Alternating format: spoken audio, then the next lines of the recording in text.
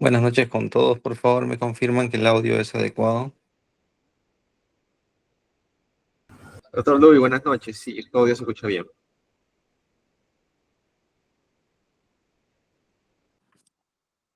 Bien, entonces,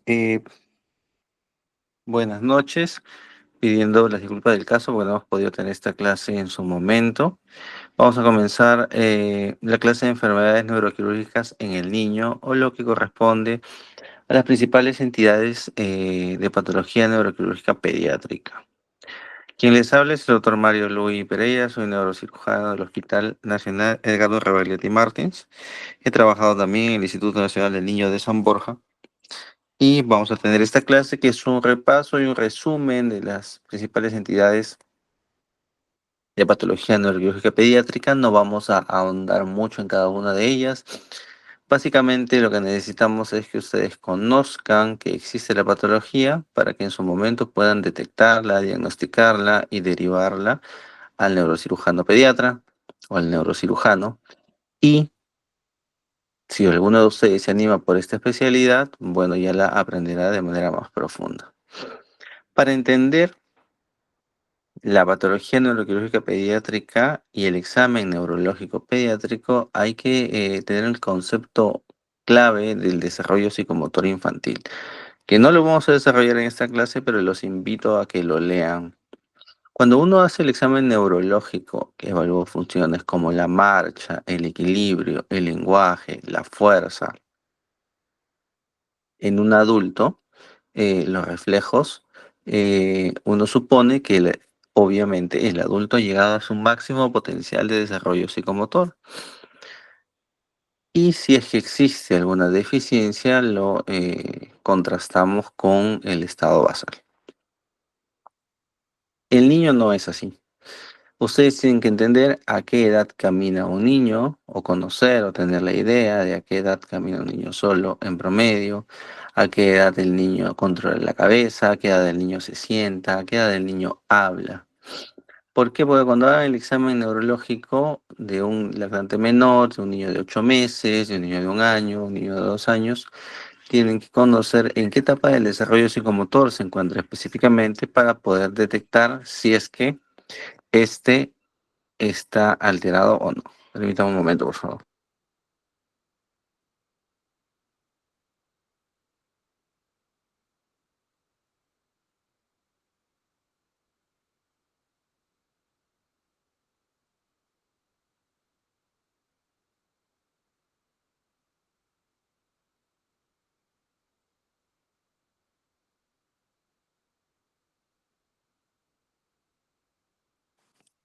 Es así, entonces, que si llega a la consulta una mamá con su niño de 6 meses preocupada porque su hijo todavía no camina, entonces ustedes puedan decirle, detectar que en el examen neurológico, en el examen físico está todo normal y que no se preocupe la mamá porque a los 6 meses todavía el niño no debería caminar, entonces le falta, porque el niño camina en promedio a partir de los 12 meses. O, por ejemplo, si llega la mamá preocupada con su niño de 3 años que no camina, ustedes puedan detectar que hay alguna alteración porque ese niño de los 3 años ya debería caminar. De la misma manera con el lenguaje, de la misma manera con las funciones superiores, de la misma manera con el equilibrio, la marcha, la fuerza motora. Bien, entonces partiendo de ese concepto del examen físico neurológico pediátrico que se relaciona con el desarrollo psicomotor, vamos a comenzar las principales entidades de la patología neurológica pediátrica. Siguiente, por favor.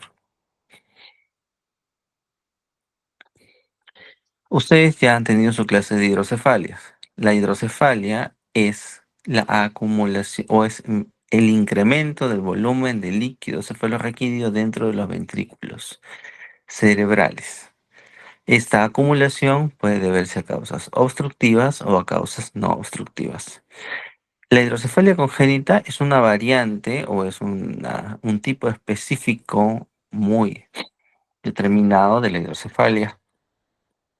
Y su definición es que es una hidrocefalia, acumulación de líquido con incremento del tamaño ventricular, pero que la causa que ha originado esa hidrocefalia se ha gestado antes del nacimiento. Esa es la característica principal. Por eso se llama hidrocefalia congénita. Siguiente. Debemos entender el flujo de líquido cefalorraquídeo. El líquido cefalorraquídeo, recordando, se forma en los plexos coroideos de los ventrículos laterales y se distribuye, tal cual lo ven en la imagen, en ese sentido, ventrículos laterales, pasa a través de los agujeros de Monroe al tercer ventrículo, luego a través del acueducto de Silvio al cuarto ventrículo y después sale a través del conducto epinimario y de los agujeros de Lutschke-Mayendi al espacio subaracnoideo, en donde recircula y es absorbido por las vellosidades aracnoideas. Cuando existe un desequilibrio entre la producción y la absorción de ese líquido cefalorraquídeo, se denomina que se comienza a acumular líquido y esto origina una hidrocefalia de tipo comunicante. Sin embargo, cuando en algún punto de este tránsito del líquido cefalorraquídeo existe algún stop que obstruya el flujo, eh, se comienza a acumular líquido por encima del nivel y vamos a tener una hidrocefalia obstructiva. Siguiente, por favor. El papiloma de plexo coroideo, como se ve en la imagen de resonancia, es una tumoración que está dentro del ventrículo. Si las células del plexo coroideo formaban una cantidad X, al existir más células y una proliferación de células de plexo coroideo van a producir una cantidad excesiva de líquido cefalorraquídeo, superando la capacidad de absorción y originando una hidrocefalia. Siguiente.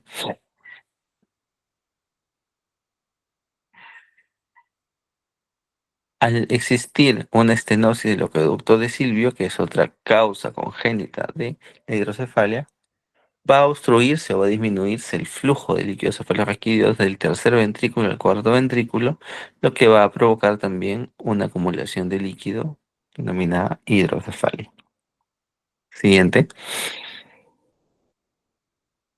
Y este síndrome de Dandy-Walker es un síndrome muy característico que tienen que recordar en la patología pediátrica infantil. Si bien es cierto, existen algunos síndromes de Dandy-Walker asociados a hidrocefalia, otros no se asocian a hidrocefalia. Cuando están asociados a hidrocefalia son causa de hidrocefalia congénita, por supuesto. ¿Cuáles son las características de este síndrome de Dandy-Walker? Un cuerpo calloso, anormal, que puede ser anormal o puede estar ausente. Un quiste de fosa posterior, un alargamiento del cuarto ventrículo y un cerebelo que se ha formado de una manera anómala, anormal o está hipoplásico. Además de un tronco encefálico comprimido, desplazado o también muy adelgazado, empujado por el quiste formado en la fosa posterior. Entonces, esas son las características del síndrome de Dandy-Walker que deben recordar. Y se asocian en un gran porcentaje a hidrocefalia. Siguiente, por favor. ¿Cómo valoramos o cómo detectamos la hidrocefalia congénita? Así como existen parámetros para medir el peso, la talla y su relación entre ellos con la edad. Si han llevado pediatría o van a llevar pediatría, van a estudiar cómo se valora el crecimiento de un niño, una desnutrición aguda, una desnutrición crónica, una desnutrición crónica reagudizada, con parámetros y percentiles en base al peso para la talla, talla para la edad, peso para la edad. Existen parámetros también que nos ayudan a evaluar el perímetro cefálico en relación a la edad, que pueden medirse en percentiles o en desviaciones estándares, que la Organización Mundial de la Salud ha establecido como parámetros de normalidad. Si un niño se mantiene a lo largo de su vida en un determinado percentil o en dos percentiles, ese niño probablemente tenga un desarrollo normal. Puede ser que el niño esté en un percentil 95, en un percentil 85 y crezca proporcionadamente su cabeza en relación a su cuerpo y nos vaya saltando de percentiles con respecto a la edad. Puede deberse a que genéticamente el niño tiene una cabeza un poco más grande porque los papás también son de cabeza grande o alguno de ellos, o es un niño grande en relación al promedio. Eso es normal. El problema es cuando un niño, por ejemplo, al control el día de hoy se encuentra en percentil 1 o más 1 y a los 2 meses está en percentil más 2 y a los 4 meses está en percentil más 3, perdón, en desviación estándar más 3, ¿no? Entonces, el haber saltado de desviación estándar una a otra puede, entonces, hace que esta condición sea una alerta para el médico que está examinando o está evaluando el caso, ya sea el pediatra, ya sea el médico general o quien esté atendiendo al niño. Como parte del control de crecimiento, ustedes van a hacerlo cuando se dediquen a ver niños sanos en control de niños sano en el SERUM. Van a evaluar el peso para la talla para la edad, el peso para la edad y también van a controlar el perímetro cefálico. Entonces es importante que detecten cuándo es anormal y cuándo no. Si va cambiando de percentiles, es anormal. Conforme va avanzando en la vida, es anormal. Si se mantiene en un mismo percentil, por más que sea un percentil alto, este niño tiene un crecimiento normal con una cabeza un poco más grande o, si es un percentil menor, una cabeza un poco más chiquita que el promedio, que puede deberse a múltiples causas. Sin embargo, el hecho de que a lo largo de la vida, repito, vaya cambiando de percentiles, hace que esta condición deba ser una alerta para nosotros y debamos derivarlo a un pediatra, a un médico neurocirujano o a un neurocirujano pediatra para hacer una evaluación, o a un neurólogo pediatra para hacer alguna evaluación o alguna imagen respectiva de su cerebro. Siguiente, por favor. Con respecto a los defectos del tubo neural, vamos a tener que existen defectos caudales y cefálicos. Ustedes deben haber escuchado alguna vez acerca del mielomeningocele, que es el típico defecto del cierre del tubo neural caudal. Y el otro, conocido también muy típico, es la anencefalia. Vamos a comenzar con la anencefalia, que es una encefalomielodisrafia de tipo cefálica en donde existe un desarrollo incompleto de los hemisferios cerebrales, preservándose en algunos, en la mayor parte de los niños, el desarrollo del tronco encefálico. Si bien es cierto, pueden tener estructuras importantes del cerebro presentes, no es un desarrollo cerebral completo que permita la supervivencia y estos niños pueden morir a las 72 horas o un poco más. Su pronóstico no es bueno si llegan a nacer. Las encefalomielodisrafias o defectos del tubo neural son malformaciones debidas a defectos de cierre del tubo neural durante la embriogénesis. Tienen una tasa entre 4 a 10 por 10.000 nacidos vivos y está asociado a factores ambientales y bajo nivel cultural, así como defectos o deficiencia de ácido fólico. Siguiente, en la madre, ¿no? Siguiente, por favor.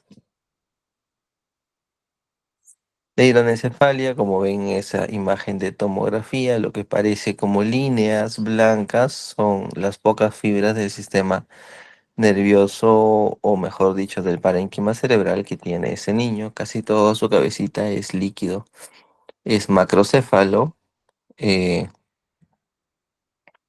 y probablemente en la base del cráneo se ven estructuras como el tronco encefálico o estructuras del cerebelo. Sin embargo, los hemisferios cerebrales están severamente reducidos. Siguiente, por favor. El encefalocele es una patología en el cual, al haber un defecto del cierre del tubo neural, estructuras nerviosas se quedaron fuera de la cavidad craneal, cubiertas por una bolsa de piel de cuero cabelludo y rodeadas de meninges. Estas estructuras cerebrales ya no sirven, no se pueden volver a introducir dentro del cerebro. pero sí cabe la posibilidad de determinar antes de una cirugía de cranioplastía en el cual se elimine esa tumoración y se corte, qué estructuras nerviosas hay y qué vasos sanguíneos pueda contener. Eso se verifica en una resonancia magnética antes de realizar el tratamiento de cierre.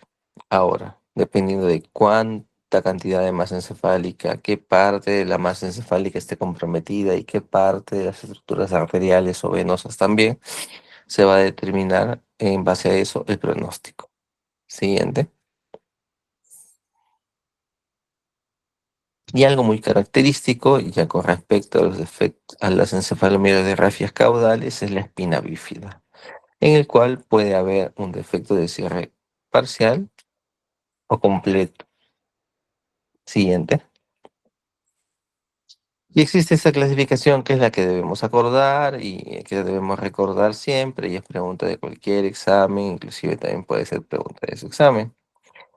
La espina bífida oculta, como la ven en la imagen primera, es básicamente un defecto de cierre de los arcos posteriores de eh, las vértebras, de las láminas. El meningocele, además de tener un defecto de cierre óseo, existe una protrusión, una bolsa cubierta por piel y meninge, pero rellena solamente de líquido cefalorraquídeo. Sin embargo, cuando esta bolsa lo que tiene dentro son raíces nerviosas aberrantes del fin o de la parte final de la médula espinal, incluyendo, puede ser como en la imagen, el cono medular, esta patología se denomina mielomeningocele. Esta diferenciación es una diferenciación que, repito, deben recordar. Siguiente. Y la que establece el pronóstico también, ¿no? Porque la última tiene peor pronóstico que las dos primeras. Siguiente. Y la médula anclada es una consecuencia de o una secuela de estas cirugías de mielomeningocele. Al intentar colocar en el canal el cono medular, las raíces nerviosas aberrantes que puedan verse dentro de la bolsa del mielomeningocele, estas estructuras pueden generar adherencias en la base de la columna. Y lo que van a originar es que el niño va creciendo, su columna vertebral va creciendo, pero los nervios se van estirando, se quedan como anclados, que en vez de subir y posicionarse en el canal espinal de una manera holgada, suelta, estos, estas raíces nerviosas se quedan ancladas por adherencias a la base o a la parte final de la columna y van a impedir el adecuado desarrollo psicomotor y van a generar déficit motor en el niño. La cirugía consiste en realizar una apertura, desanclar el cono medular, la parte final de la médula, desanclarla, quitarle las adherencias que pueda tener al conducto espinal y dejar a la médula libre para que el niño siga creciendo y pueda tener un desarrollo psicomotor en la medida de lo posible adecuado. Como secuelas, la espina bífida puede dejar una paraparesia y una vejiga neurogénica o un trastorno vesical. No todos los niños, ya en la edad adulta, cuando se les hace seguimiento con antecedentes de mielomeningocele, tienen estas secuelas. Algunos sí. La mayoría de ellos queda con déficit motor o una paraparesia y con trastorno esfinteriano vesical. Siguiente, por favor.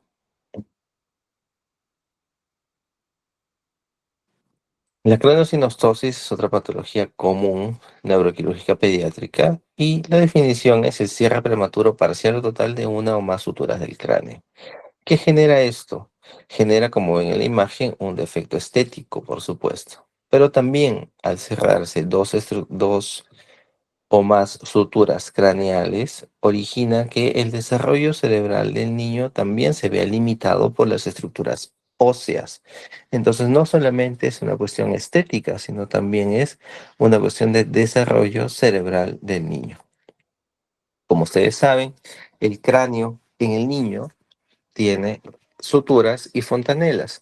Las suturas son espacios entre dos huesos y las fontanelas son espacios entre tres o más huesos. Esos espacios se van cerrando conforme el niño va creciendo, el cráneo va creciendo y se van realizando la osificación que tiene parámetros estándares de determinados meses o de edad de vida. Cuando el cierre de una o más suturas, que vamos a ver a continuación, se produce de manera prematura, va a originar la craneosinostosis. Siguiente, por favor. Es así que podemos tener una craneosinostosis no sindrómica en el 85% de los casos, es decir, no está asociada a ninguna enfermedad genética, como vamos a ver en la patología de craneosinostosis sindrómica. La sutura afectada por el cierre prematuro es la craneosinostosis y el nombre de la sutura o qué sutura está afectada o qué sutura ha sufrido el cierre prematuro va a dar el nombre a la patología determinada o a la determinada craneosinostosis. La sutura, cuando la sutura que se ha cerrado de forma prematura es la sagital, vamos a estar frente a una escafocefalia. Cuando la sutura que se ha cerrado de forma prematura es la mitad de la sutura coronal o una de las dos suturas coronales, entonces le llamamos plagiocefalia anterior. Si son las dos suturas coronales o bicoronal, una brachiocefalia. Y si es la sutura interfrontal o sutura metópica, estamos frente a una trigonocefalia. Siguiente, por favor. La craneosinostosis sindrómica en el 15% de los casos forma parte de algún síndrome genético. El más común de ellos asociado a la craneosinostosis es el síndrome de Cruzón.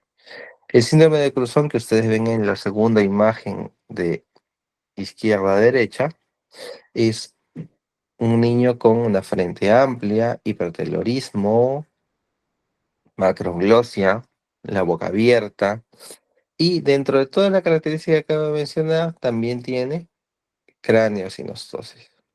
Esa es la craneosinostosis sindrómica. El 15% de las craneosinostosis está asociada a síndromes genéticos y el otro 85% son niños normales, sin ningún trastorno genético, que solamente tienen craneosinostosis. Siguiente, por favor.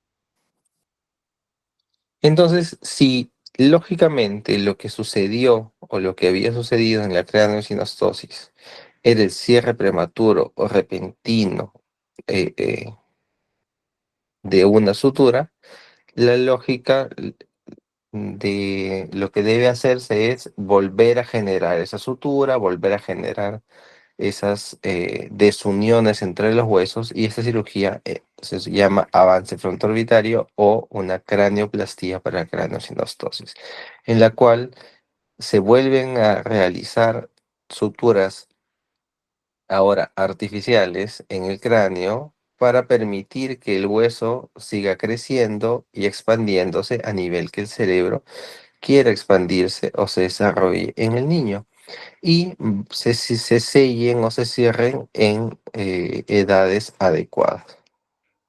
Esto que ven ustedes es una reconstrucción de cirugías de craneosinostosis en los cuales se hacen suturas artificiales para prevenir el cierre prematuro o que el cierre óseo genere o impida el desarrollo cerebral. Siguiente. La escoliosis infantil es otra patología que van a ver.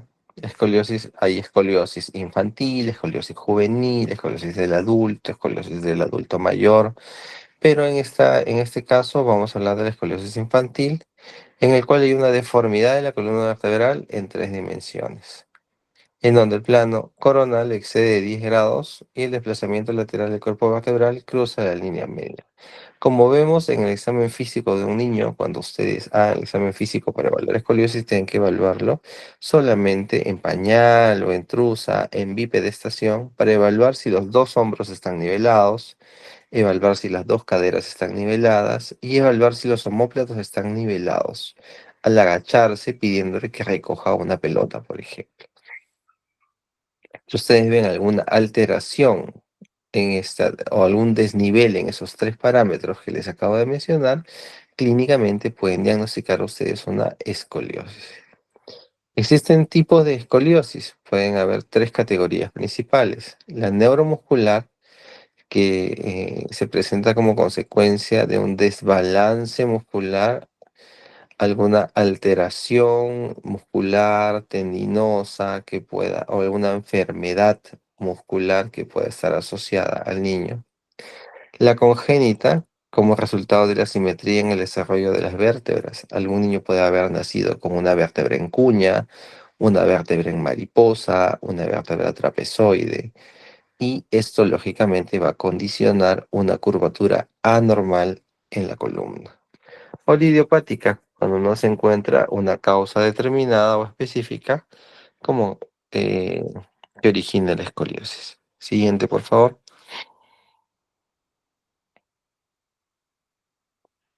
No en todos los casos se trata la escoliosis de manera quirúrgica.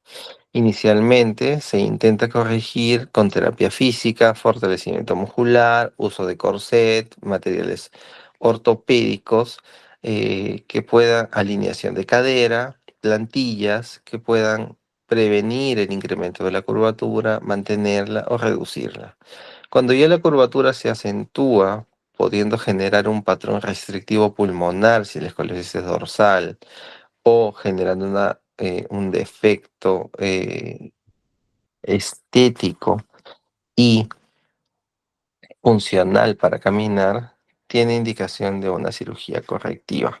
Hay que evaluar si la escoliosis es estructurada, no es estructurada. Generalmente en los niños no es estructurada si se evalúa en etapas iniciales, que quiere decir que puede corregirse y regresarse a su nivel con material ortésico interno o protésico, como son los tornillos tampediculares unidos a través de varillas que van a corregir la curvatura. Siguiente, por favor. Siguiente. Y con respecto a los tumores cerebrales en los niños, vamos a hacer un repaso de las principales entidades de los tumores en la etapa infantil. La forma de presentación la, y los tipos de tumores no son los mismos que en los adultos. Mientras, por ejemplo, el meduloblastoma en los niños es mucho más frecuente y además se presenta en la fosa posterior, ese mismo el meduloblastoma en adultos es más visto en la región supratentorial. Mientras que el tumor más frecuente en adultos, más maligno, es el glioblastoma multiforme, uno de los tumores más frecuentes y más malignos en los niños, o mejor dicho, uno de los tumores malignos más frecuentes en los niños es el sarcoma. Siguiente, por favor. Es así que tenemos que entender la clasificación de la Organización Mundial de la Salud para la nomenclatura y la tipificación en grados de los tumores cerebrales. Los tumores cerebrales tienen 4 grados de malignidad. El grado 1, característicamente proliferativo. El grado 2, en el que además de proliferativo es característicamente infiltrativo. El grado 3, además, tiene característicamente anaplasia. Y el grado 4, característicamente tiene además necrosis. Si uno evalúa la histopatología al microscopio, si encuentra estas características, va a determinar si el tumor es de grado 1, 2, 3 o 4. Pero ¿cómo los nombramos? Los nombramos de acuerdo al estirpe celular o el tipo celular que ustedes puedan encontrar. En la mayoría de los casos va a suceder que ustedes vean células meningias y el tumor sea un meningioma. O vean células gliales y el tumor sea un glioma. O vean células ependimarias y el tumor sea un ependimoma. O vean oligodendrocitos y el tumor sea un oligodendroglioma. Células astrocíticas y sea un astrocitoma. Células pineales y sea un pineocitoma. Quiere decir que en la mayoría de los casos la estirpe celular va a determinar el nombre del tumor y la característica histopatológica va a determinar el grado. Si yo veo un oligodendroglioma que además tiene anaplasia, yo digo que es un oligodendroglioma anaplásico. Y yo sé que los que tienen anaplasia son de grado 3.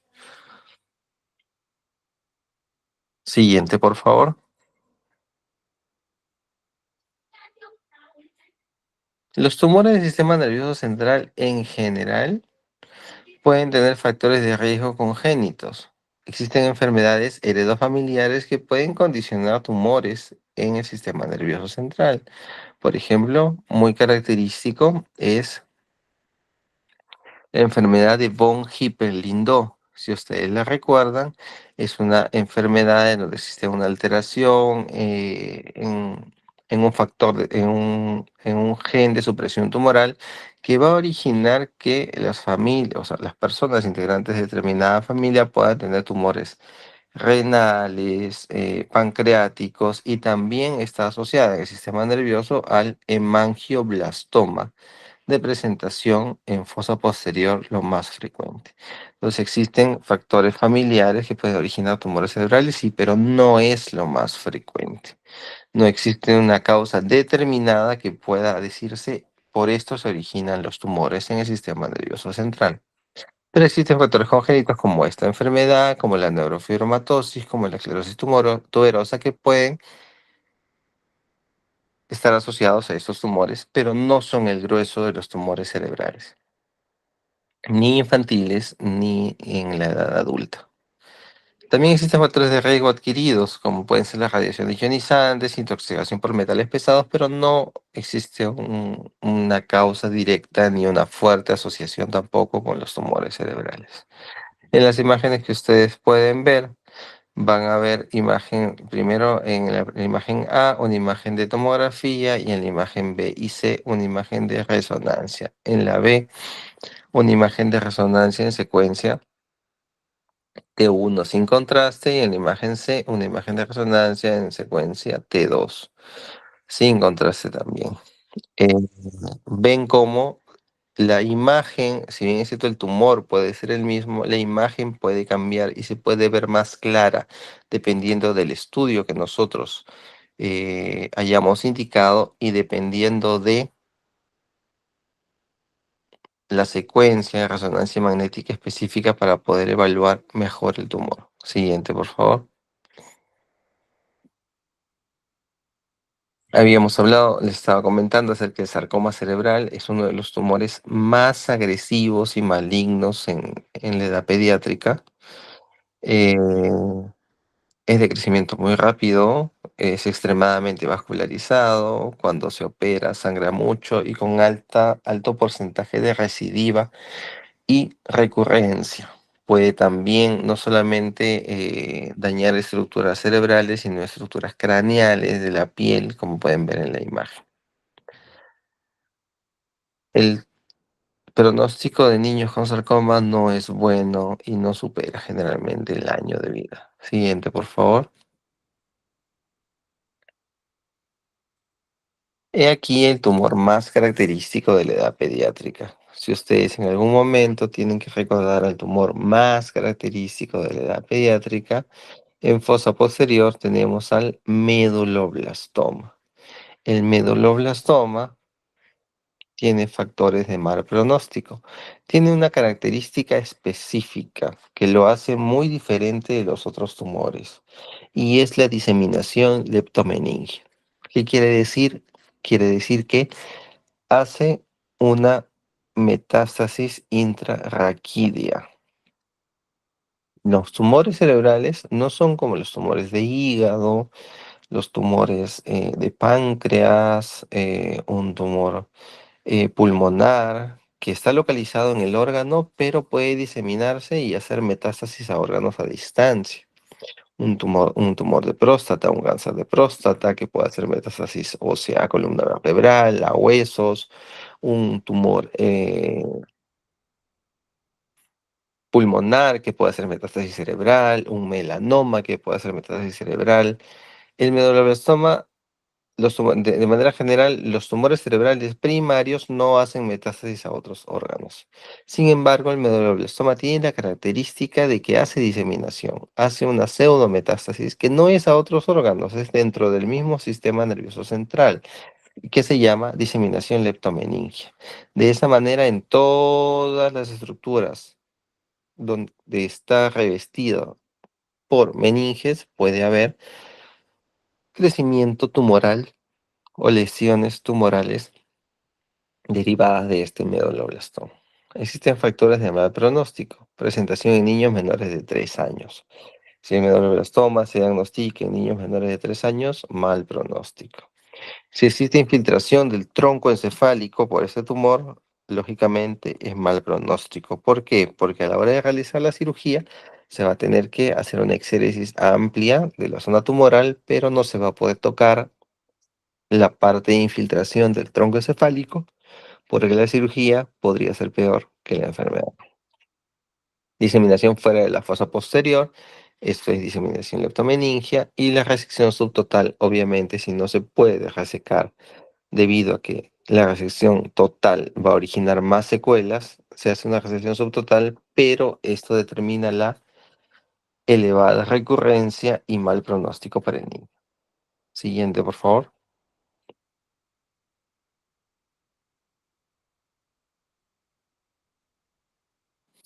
En esta imagen pueden ver ustedes una imagen de resonancia magnética en la imagen izquierda con diseminación leptomeningia. Esa imagen de la flecha roja es tumor diseminado en toda la columna, en todo el canal espinal de la columna del niño en la región dorsal, lo que ya determina el mal pronóstico y que el caso se vuelva inoperable. Siguiente, por favor. Otro tipo de tumores que son los tumores de línea media, dentro de los que destacan en este caso el cráneofaringioma. Dentro de los tumores de línea media que podamos tener, tenemos los tumores de hipófisis, cuya presentación no es predominante en la infancia, sino en la edad adulta, por eso es que no está registrado en estas diapositivas, pero sí el tumor de línea media o de la neurohipófisis asociado a derivado de embriológicamente de la bolsa de Rathke, tenemos como característica al cráneofaringioma. Este craniofaringioma constituye el 6 al 10% de los tumores de la infancia y da síntomas derivados de compresión de estructuras adyacentes y de hipertensión endocraniana. Como ven ustedes en la flecha roja, este tumor es tan grande que está desplazando el tercer ventrículo y también desplazando hacia arriba lo que son los nervios ópticos. Desplazando los nervios ópticos origina una hemianopsia bitemporal con posterior amaurosis, y desplazando el tercer ventrículo y comprimiéndolo va a originar hidrocefalia. Además, que puede generar por alteración de la hormona de la glándula maestra, que es la pituitaria, un trastorno hormonal. Y la cefalea puede deberse no solo a la compresión del tercer ventrículo y generación de hidrocefalia, sino también a la ocupación o gran ocupación del espacio por una estructura externa originando hipertensión endocraniana. Siguiente, por favor. Las infecciones del sistema nervioso central, dentro de las que destaca la ventriculitis en el caso de neurocirugía, eh, esta está asociada a la colocación de shunts o derivaciones ventrículo-peritoneales. Cuando un niño tiene hidrocefalia, se intenta conectar o hacer conexiones o de vía endoscópica o fenestrar cavidades para que el flujo del líquido cefalorraquídeo se restituya. Sin embargo, si esto no se consigue, se tiene que realizar la implantación de un catéter de forma permanente que vaya desde el interior de los ventrículos laterales, saliendo del cráneo, pasando por debajo de la piel e introduciéndose en el espacio peritoneal para ser absorbido por esta membrana el líquido cefalorraquídeo excedente. Sin embargo, estos catéteres que nosotros colocamos son susceptibles de ser colonizados por gérmenes a lo largo de la vida y de generar infección del sistema nervioso central. Estos catéteres, los gérmenes pueden llegar a esos catéteres a través de la vía hematógena procedentes de la garganta, una faringitis, del oído, una otitis, o de una infección dentaria. Por eso hay que tener mucho cuidado cuando los niños tienen una infección y además tienen ese tipo de catéteres. Cuando se origina la infección dentro del ventrículo derivado de estas estructuras o estos dispositivos que deben ser retirados y luego tratado el sistema nervioso con antibióticos para poder eliminar los gérmenes. Una vez los gérmenes se han eliminado, se vuelve a colocar la derivación definitiva porque la hidrocefalia persiste o puede modificarse. Como la consecuencia, tenemos la siguiente diapositiva. Luego de una ventriculitis que puede ser curada con antibiótico-terapia por 45 a 60 días, va a generar un tabicamiento. Siguiente. Y de esa manera los ventrículos laterales ya no solamente van a ser dos y se pueden dilatar, sino que podemos tener más de dos ventrículos laterales dilatados y separados por tabiques que se han formado como secuela de una infección. Esta es la hidrocefalia compartimentalizada, que se tiene que tratar con endoscopía para intentar fenestrar esos tabiques y poder generar un ventrículo único que pueda eliminar el líquido cefalorraquídeo con un solo shunt o un solo catéter de derivación ventrículo-peritoneal. Siguiente, por favor. Dentro de las infecciones del sistema nervioso central, el absceso cerebral, que tenemos, como se ve en la imagen, una imagen redondeada, captadora de contraste, con gran edema, generando hiperpresión endocraniana. Siempre va a ser mejor poder sacar el absceso en su conjunto, ya que se puede sacar también la cápsula que recubre para evitar recidivas del absceso y también porque al sacar el absceso se puede enviar a cultivo y se puede saber específicamente qué germen está asociado y poder dar el antibiótico de tipo específico. Siguiente. La malformación de Chiari, recordar y saber solamente la definición. Saber que hay, bueno, una clasificación amplia.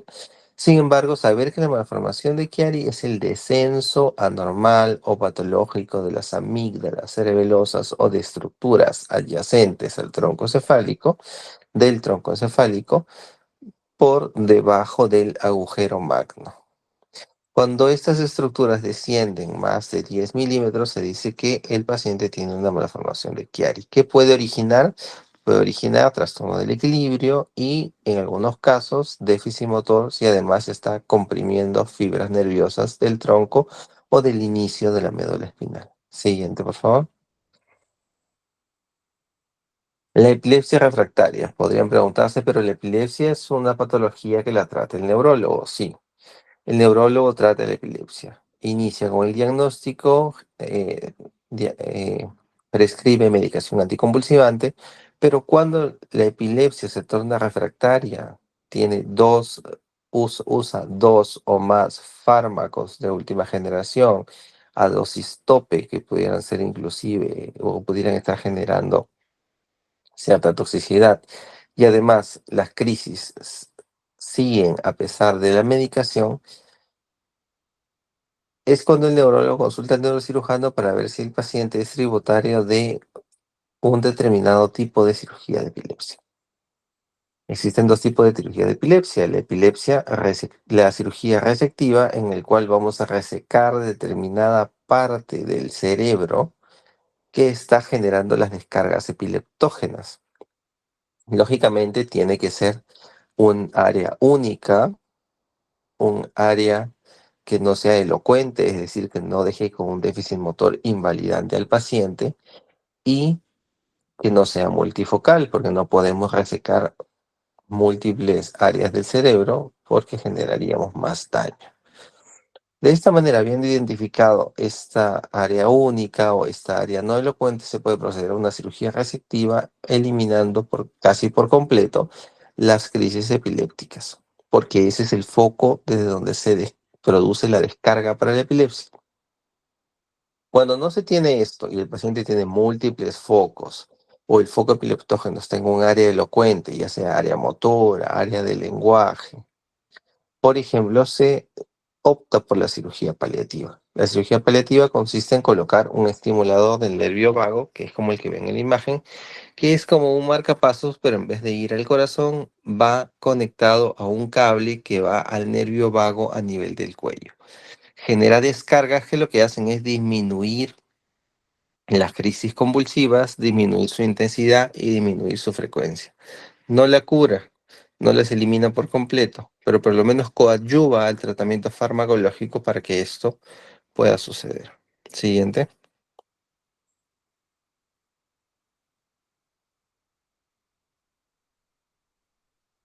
Con respecto a las malformaciones vasculares cerebrales, no vamos a decir mucho al respecto porque ustedes tienen su clase específica de esto, pero sí decirles algo importante. Las malformaciones vasculares cerebrales que están asociadas a venas profundas, como vena de Galeno, el seno recto o las que están en fosa posterior, son las características, o las peritroncales son las características de la etapa infantil o las que se diagnostican en la etapa infantil. ¿Qué son las malformaciones arteriovenosas? Son enmarañados de vasos hipertróficos con conexiones anómalas que se encuentran en cualquier parte del cerebro. Son congénitas y pueden modificarse a lo largo de la vida, incrementando su tamaño, su vascularidad, su drenaje venoso o su aferencia arterial. Característica de una malformación arteriovenosa: una aferencia arterial o varias, un nido, que es el enmarañado de vasos sanguíneos en el cual se conecta la parte arterial y venosa, y un drenaje venoso o varios drenajes venosos. Entonces, la aferencia, el nido y el drenaje constituyen la característica de una malformación arteriovenosa cerebral. Siguiente. El gol estándar, el estudio gol estándar es la panangiografía cerebral o angiografía por sustracción digital, como pueden ver en la imagen del centro. Inicialmente se pueden diagnosticar si es que no se han roto porque generan crisis convulsivas o cefalea, o como en la imagen de la izquierda, una tomografía con un hematoma, o porque se rompieron, ¿no? Y presenta un hematoma en la tomografía. Luego se le hace una angiografía por tomografía o angiotomografía y se puede detectar también la malformación, como en la imagen superior de la derecha. Y el examen gol estándar para determinar sus características, su angioarquitectura y el tratamiento que se le va a proporcionar es la panangiografía cerebral. Siguiente, por favor. Y ya para terminar con traumatismo craneal infantil, no voy a decir mucho porque ustedes tienen su seminario de traumatismo craneal. Cabe decir que hay que tener mucho cuidado con los niños cuando se caen. ¿Por qué? Porque el cráneo de los niños es muy delgado. Hasta los 2 años, 2 años y medio, 3, el cráneo de los niños es extremadamente delgado y frágil y está en crecimiento y osificación. Cualquier golpe, cualquier mecanismo traumático sobre los niños en esta edad puede originar fisuras, fracturas o inclusive algunas fracturas que se pueden determinar en tallo verde, pero pueden originar rupturas de arterias meningias, siendo muy frecuente asociados a fractura infantil los hematomas epidurales, como ven en la imagen inferior de tomografías, de serie de tomografías. Los hematomas epidurales son coágulos que se forman entre el cráneo y la meninge por ruptura de arterias meningias. ¿Por qué se rompen estas arterias meningias? Por una fractura. Y es muy frecuente que en niños pequeños, cualquier mecanismo de fractura que no necesariamente es de alto impacto puede originar una fractura y un hematoma. Por eso se dice que a los niños después de un golpe o después de un traumatismo craneal hay que evaluarlos y no permitir que duerman. ¿Por qué? No es porque el dormir les haga daño, sino que al permitir que duerman no van a valorar cuál es su evolución del estado de sensorio, es decir, si está disminuyendo su Glasgow o si están durmiéndose o si están teniendo algún déficit motor porque están dormidos. Y puede ser que cuando despierten ya sea muy tarde para la valoración. Es importante tenerlos 2, 3 horas, 4 horas por lo menos despiertos después del impacto para que puedan evaluarlos adecuadamente y ver que no haya ninguna presentación clínica de algún signo de alarma que pueda pararles los ojos o los oídos o estar atentos a tomar una tomografía y descartar un hematoma o una fractura craneal.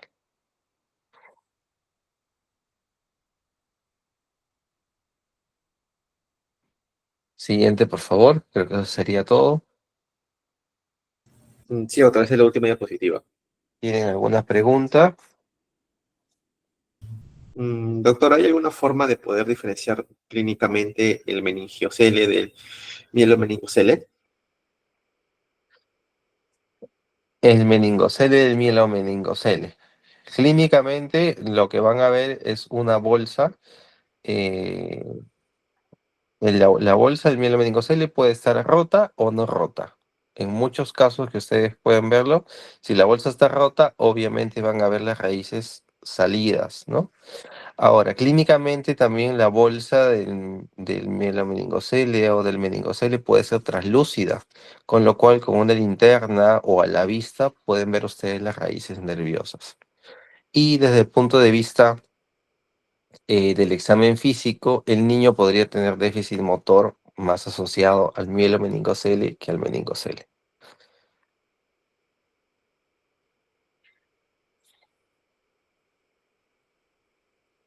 Al tener ustedes el mielomeningocele, las raíces nerviosas dentro de la bolsa son raíces nerviosas aberrantes que pueden estar ya generando una disfunción motora y vesical en el niño. En cambio, el meningocele puro, las raíces están y la parte final de la médula están en su posición, por lo cual no debería el niño tener déficit motor. No, y a la espectroscopía, como te digo, si la bolsa está rota, que en muchos casos llegan así los niños transferidos de provincia o de zonas profundas del Perú a Lima, van a ver las raíces nerviosas afuera. Y si no está rota, pueden verse porque muchas de ellas son translúcidas o con una linterna también podrían apreciarlo.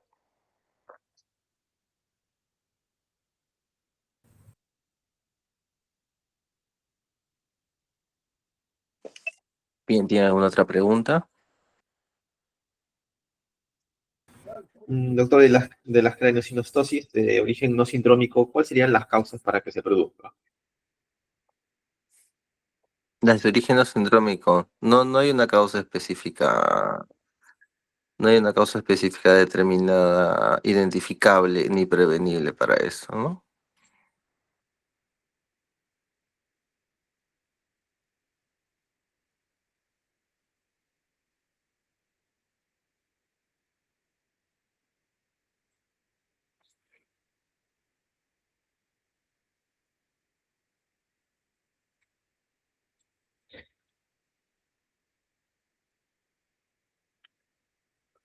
Bien, si ya no hay más preguntas, los dejo.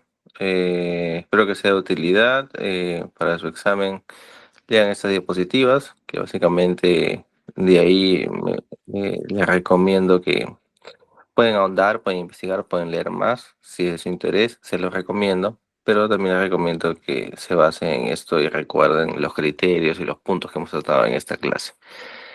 Bien, si eso pues, si no hay ninguna pregunta adicional, me pido a ustedes que tengan buenas noches. Gracias, doctor. Buenas noches.